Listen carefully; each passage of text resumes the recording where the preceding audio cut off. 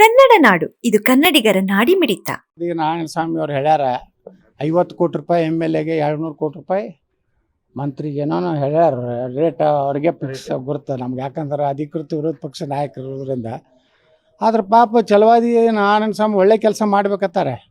ಆದರೆ ಈ ಯಡಿಯೂರಪ್ಪ ಅವನ ಮಗ ಬಿಡ್ತಾ ಇಲ್ಲರಿ ಪಾಪ ಅವ್ರಿಗೆ. ಆ ಖರ್ಗೆ ವಿರುದ್ಧ ಮಾತಾಡಬೇಡತ್ತಾರೆ, ಮತ್ತು ಯಾರ ವಿರುದ್ಧ ಮಾತಾಡ್ಬೇಕು? ಪಾಪ ಅವ್ರು ಬಾಯಿ ಬಂದ್ ಮಾಡಿದ್ರಲ್ಲ, ಗುಲ್ಬರ್ಗ ಬರೋಬ್ಬರಿಗೆ ಖರ್ಗೆಗೆ ಬೆನ್ನ ಹತ್ತಿದ್ರು ಅವರು ಛಲವಾದಿ ನಾರಾಯಣಸ್ವಾಮಿ ಅವರು. ಪಾಪ ಅವ್ರು ಬಾಯಿ ಬಂದ್ ಮಾಡಿದ್ರು. ಒಳ್ಳೆ ಸಮರ್ಥವಾಗಿ ಅವ್ರು ವಿರೋಧ ಪಕ್ಷದ ಕೆಲಸ ಒಬ್ಬರೇ ಮಾಡ್ತಾರೆ, ಸಮಾಧಾನ ಇತ್ತು. ಪಾಪ ಅವ್ರದ್ದು ಬಾಯಿ ಬಂದ್ ಮಾಡ್ಯಾರ. ಈ ಯಡಿಯೂರಪ್ಪನ ಹಗರಣಗಳು ಅದಾವಲ್ರಿ, ಪೋಕ್ಸೋದಾಗ ಉಳಿಬೇಕು, ಡುಪ್ಲಿಕೇಟ್ ಸೈದಾಗ ಉಳಿಬೇಕು, ಮತ್ತೊಬ್ಬರ ಬಗ್ಗೆ ಏನೇನು ಬರಿತಾನ, ಬರೀ ನಾಟಕ. ಕಬ್ಬಿನ ಬಿಲ್ 3,500 ಕೊಡ್ತೀಯ, ನೀ ಯಾಕೆ ಫ್ಯಾಕ್ಟ್ರಿ ಕಡ್ಲಿಲ್ಪ ವಿಜೇಂದ್ರ?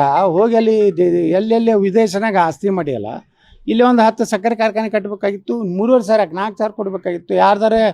ಯಾರ್ದಾರ ಇದ್ರಾಗ ಎರ್ಕೊಂಡು ಅವ್ರು ಬುಡಕ್ಕೆ ಡೊಗ್ಗದ್ರಂತ. ಅಲ್ಲಿ ಹೋಗಿ ಆ ಬೆಳಗಾವ್ದಾಗ ಒಂದು ರಾತ್ರಿ ಮಕ್ಕೊಂಡು ಇವತ್ತು ಮೆಕ್ಕೆಜೋಳದ್ದು ಮಾಡ್ಯಾನ. ಮೆಕ್ಕೆಜೋಳದ ರೇಟ್ ಈಗಾಗಲೇ ಸೆಂಟ್ರಲ್ ಗೌರ್ಮೆಂಟ್ 2,450 ಡಿಕ್ಲೇರ್ ಮಾಡೈತಿ.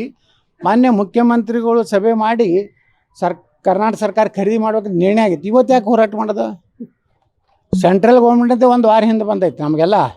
ಯಾರ್ಯಾರು ನಮ್ಮ ಡಿಸ್ಟಿಲರಿ ಫ್ಯಾಕ್ಟ್ರಿ ಅದಾವಲ್ಲ, 2,450 ರೂಪಾಯಿ ಬೆಂಬಲ ಬೆಲೆ ಕೇಂದ್ರ ಸರ್ಕಾರ, ಅದರಾಗ 400 ಎಷ್ಟೋ ರಾಜ್ಯ ಸರ್ಕಾರ ಕೊಡಬೇಕು, ಉಳ್ಕಿದ ಕೇಂದ್ರ ಸರ್ಕಾರ ಕೊಟ್ಟು ಖರೀದಿ ಮಾಡ್ಬೇಕಂತ ಮೊನ್ನೆನೇ 2-3 ದಿವಸದಿಂದ ಮುಖ್ಯಮಂತ್ರಿಗಳು ಸಭೆ ಮಾಡ್ಯಾರ.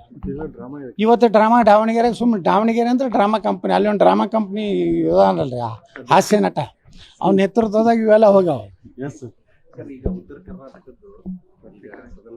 ಮಾಡಿಕೊಳ್ಳಲು ಕೂಡಲೇ ಪಕ್ಕದಲ್ಲಿ ಕಾಣುವ ಬೆಲ್ ಐಕಾನ್ ಕ್ಲಿಕ್ ಮಾಡಿ ನೋಟಿಫಿಕೇಶನ್ ಪಡೆಯಿರಿ.